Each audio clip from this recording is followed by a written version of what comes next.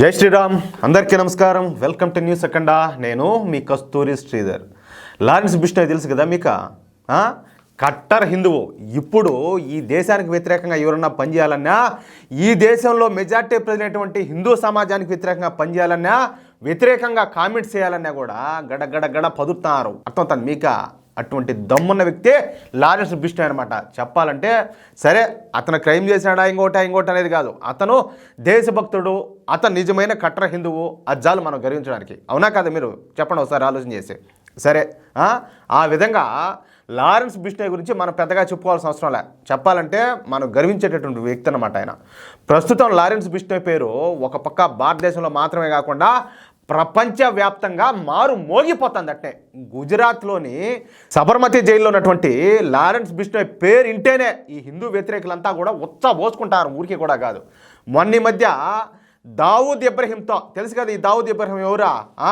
మోడీ గారి దెబ్బకు భయపడిపోయి పాకిస్తాన్లో బతాడు దాంకొని ఒక ఆడంగిలేదో మాదిరా. ఆ దావూద్ ఇబ్రహీంతో సంబంధాలు ఉన్నటువంటి బాబా సిద్దికీను ఈ లారెన్స్ బిష్నోయ్ మనుషులు హత్య చేసిన తర్వాత లారెన్స్ బిష్నోయ్ పేరు ప్రపంచవ్యాప్తంగా మోగిపోయింది. అట్నే చివరికి కెనడా ప్రధాని అయినటువంటి ఒక బఫూను, ఒక జోకర్ లాంటి ఎవరు జస్టిన్ ట్రూడో కూడా లారెన్స్ బిష్నోయ్ పేరునైతే ఉచ్చరించినాడు. ఇంక దాన్ని బట్టి మీరు అర్థం చేసుకోండి లారెన్స్ బిష్నోయ్ ఎట్టాటోడో. అర్థమవుతుందా? సరే, ఇక అసలు విషయానికి వద్దాం. ఇప్పుడు లారెన్స్ బిష్నోయ్ హిట్ లిస్ట్లోకి మరొక వ్యక్తి పేరు అయితే చేర్చినట్టు తెలుస్తుంది. ఎవరు తెలిసిన అతను? ఓడేమన్నా పెద్ద ఏమన్నా ఓయేమో పుడింగేమన్నా అనుకుంటారేమో, కానీ ఇట్టోళ్ళని ఖచ్చితంగా హిట్ లిస్ట్లోకి చేర్చాల్సిందే. అప్పుడే భయం అనేది ఎట్టో తెలుస్తుంది. సరే, ఇప్పుడు వాడి గురించి చెప్పే ప్రయత్నం చేస్తా. వాడి పేరే అఫ్తాబ్ పూనవాలా. ఈ పేరు ఏంది?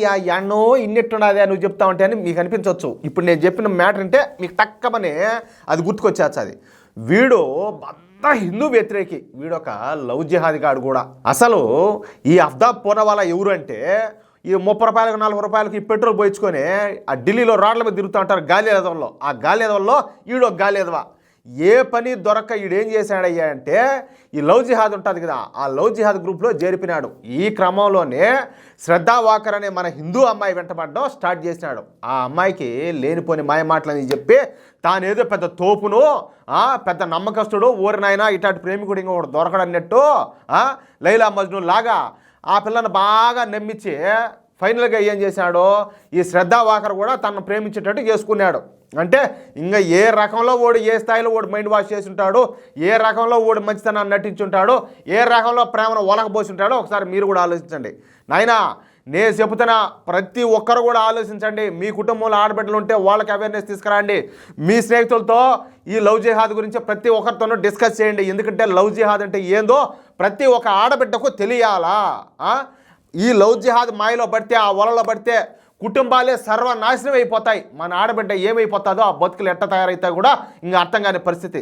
సరే, మీకు అందరికీ తెలిసిన మ్యాటరే ఈ శ్రద్ధా వాకర్ గురించి ఇప్పుడు నేను చెప్తా. ఇక శ్రద్ధా వాకర్తో అన్ని అవసరాలు తీరిపోయినాక, అర్థమవుతుందా?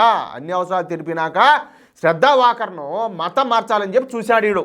కానీ ఈ శ్రద్ధా వాకర్ ఏంటంటే అందుకు ఒప్పుకోకపోవడంతో అత్యంత దారుణంగా ఈ శ్రద్ధా వాకర్ను ఈ గాలి విధమైనటువంటి ఈ అఫ్తాబ్ పూనవాలా నరికి చంపేసినాడు. అంతేకాకుండా ఈ శ్రద్ధా వాకర్ను కనీసం ఈ కషాయోళ్ళ కంటే ఇంకా కఠినంగా 36 ముక్కలుగా నరికి ఆ మాంసాన్ని, ఆ శవాన్ని తీసుకుపోయి ఫ్రిడ్జ్లో దాచిపెట్టాడు. తర్వాత ఏం చేసినాడు, ఆ ముక్కలను తీసుకుపోయి ఈ ఢిల్లీ సరిహద్దులో గుర్గాం వచ్చాది. ఆ గుర్గాము, మొహాలి, అక్కడ అడవి ప్రాంతాలంతా కూడా ఏడబడితే ఆడ ఇసిరేసాడు. తర్వాత పోలీసు విచారణలో ఈ విషయాలన్నీ కూడా బయటకు వచ్చాయి. చూడండి, వింటా ఉంటేనే ఎంత దారుణంగా ఉండదో. ఇట్లాంటి క్రూర మృగాల మధ్య బతుకుతున్నాం మనము. మన ఆడబిడ్డలో ఇట్లాంటి సాడు బతున్నారు. కాపాడుకోవాల్సిన బాధ్యత మందే. అవునా కదా? చెప్పండి మీరు ఒకసారి. ఆ మాంసం ముక్కలను కూడా పోలీసులు అయితే స్వాధీనం చేసుకున్నారు. తరువాత పోలీసులు ఏం చేశారు, ఈ అఫ్తాబ్ పూనవాలాను అరెస్ట్ చేసి తిహార్ జైల్లో తీసుకుపోయి వేశారు. ఇక ఇప్పటి విషయంలోకి వద్దాం. ఇంతకుముందు ఇదంతా జరిగింది కదా. ఈ అఫ్తాబ్ పూనవాలా హిందువైనటువంటి శ్రద్ధా వాకర్ను అతి దారుణంగా నమ్మించి హత్య చేయడంతో ఈ అఫ్తాబ్ పూనవాలా పేరును లారెన్స్ బిష్నోయ్ తన హిట్ లిస్ట్లో చేర్చినట్టు తెలుస్తుంది. అర్థమవుతుందా? ఎందుకంటే ఇట్లాంటి నేర్చేనే కదా మిగతా వాళ్ళందరూ కూడా భయం వచ్చేదా. అది మ్యాటర్. అంతే.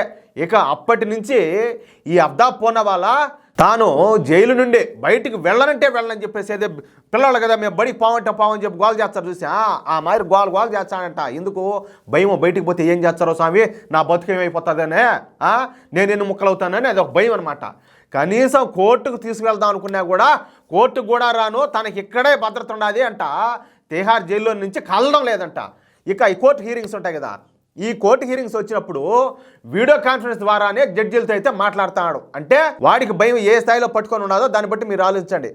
లారెన్స్ బిష్నోయ్ పేరు చెప్తే ఏంలే గజ్జ గజ్జ గజ్జ గజ్జ వణికిపోతాడంట. అట్టా ఏదేమైనా కానీ హిందూ వ్యతిరేకులకు లారెన్స్ బిష్నోయ్ మాత్రం ఒక సింహ స్వప్నంలా మారినట్టు మాత్రం ఖచ్చితంగా కనపడుతుంది. మీకేమనిపిస్తుందో ప్రతి ఒక్కరు కూడా ఖచ్చితంగా మీ యొక్క అమూల్యమైన అభిప్రాయాలను కామెంట్ రూపంలో తెలియజేయండి. అదేవిధంగా మీకు ఈ న్యూస్ నచ్చితే, నేను చెప్పింది కరెక్టే అని చెప్పి మీరు భావిస్తే ఈ న్యూస్ నలుగురికి షేర్ చేయండి ప్లీజ్. జై శ్రీరామ్.